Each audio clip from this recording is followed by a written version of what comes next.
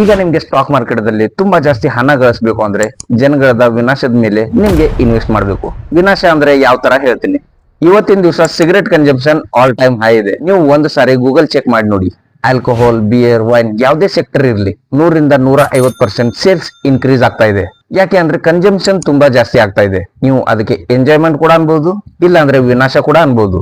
ಇದರಿಂದ ಆಲ್ಕೋಹಾಲ್ ಮಾಡೋ company, beer ಮಾಡೋ ಕಂಪನಿ ಅವರ ಶೇರ್ ಪ್ರೈಸ್ ಇನ್ಕ್ರೀಸ್ ಆಗ್ತಾನೆ ಇದೆ. ಇವತ್ತಿನ ದಿವಸ ಯಂಗ್ ಜನರೇಷನ್ ಲೈಫ್ ಸ್ಟೈಲ್ ನೋಡಿದ್ರೆ 9 to 5 ಆಫೀಸ್ಗೆ ಹೋಗ್ತಾರೆ.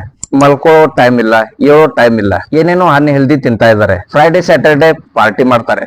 ಇವರು ಯಾವಾಗ 40-45 ಏಜ್ ದಲ್ಲಿ ಹೋಗ್ತಾರೆ, ಅವಾಗ ಇವ್ರ ಅರ್ಧ ಸ್ಯಾಲರಿ ಹಾಸ್ಪಿಟಲ್ಸ್ ಗೆನೆ ಹೋಗುತ್ತೆ ಗ್ಯಾರಂಟಿ. ಅಂದ್ರೆ ಇವ್ರ ಹಣ ಫಾರ್ಮಾ ಕಂಪನೀಸ್ ಗೆ ಹೋಗುತ್ತೆ.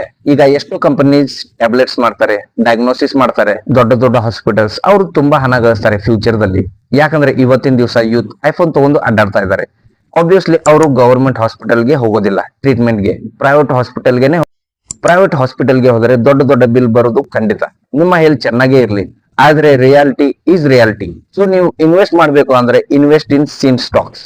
ಆಲ್ಕೋಹಾಲ್, ಸಿಗರೇಟ್, ಹಾಸ್ಪಿಟಲ್ ತುಂಬಾ ಒಳ್ಳೆ ಸೆಕ್ಟರ್ ಇದೆ, ಗ್ರೋತ್ ಇದೆ.